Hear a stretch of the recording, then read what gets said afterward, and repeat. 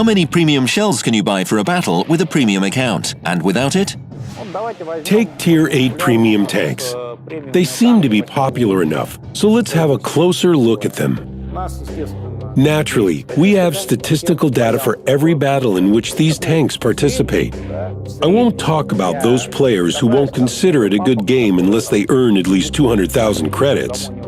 But for average players, the data shows that a player without a premium account playing in a Tier 8 tank gains somewhere around 20,000 credits per game.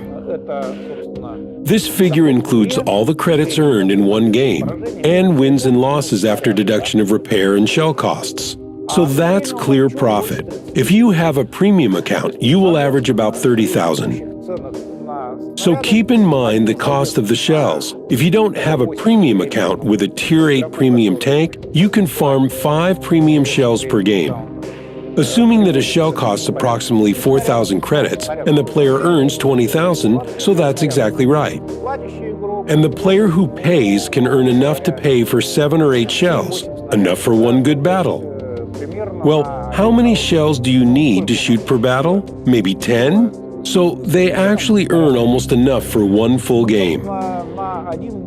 If you want to play clean without using premium shells, the rational thing to do is farm credits at Tier 5.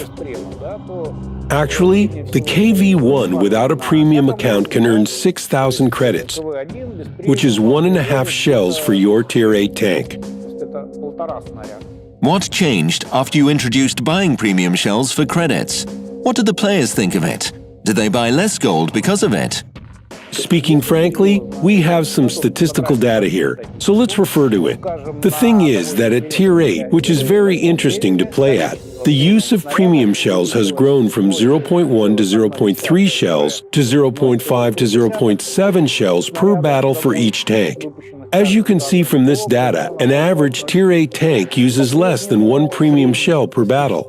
We see the same picture at Tier 10, only the gap there is even smaller. The figures there were 0.3 to 0.4 premium shells per battle per tank, because there were more tank company battles and clan battles, and now they are 0.6 to 0.7. So the amount of premium shells increased, but this value still is small enough to ignore. What are the distinctive features of the British line of tanks? Now that's a funny question. You see a line of tanks as something that is solid and indivisible, as an organic whole, but that's not true. First of all, for example, let's take British tanks. In the Second World War, Britain had 2 main types of tanks, infantry tanks and cruisers. Actually, the answer is nothing. The infantry tanks are slow and heavily armored vehicles. They are good for playing on the defensive and absorbing enemy attacks. The cruisers are effective for attacking, perfect strike fighters. Pardon me for using pilot slang. Well, I can definitely point out the fact that the British line consists of 2 different types of vehicles, and that's the most distinctive feature of the British line. Every British vehicle is unique on its own account, right? For example, take the Churchill. It is a remarkable vehicle that has excellent armor and a high-accuracy gun. We can assume, though, that British tanks generally have nice guns, high penetration potential, and good firing rates and accuracy too. But they are quite different in protection.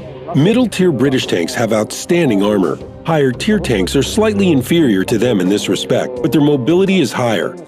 What is the main function of British top-tier tanks? What are their main advantages compared to top-tier tanks of other nations? Of course, you already know the advantages yourself. There are specific British high-explosive shells for breaking through armor, which have very interesting mechanics. Also, the whole Centurion family and the top tank, FV-4202. These are all-purpose tanks which are fast and maneuverable. The top heavy tanks have the best accuracy, perfect for long-distance battles. The snipers, if I may call them such. When do you plan to introduce British SPGs? What distinctive features will they have? Speaking of SPGs, don't forget that British tank development was divided into 2 sectors, infantry and cruiser vehicles, so the SPGs will be different in that way too.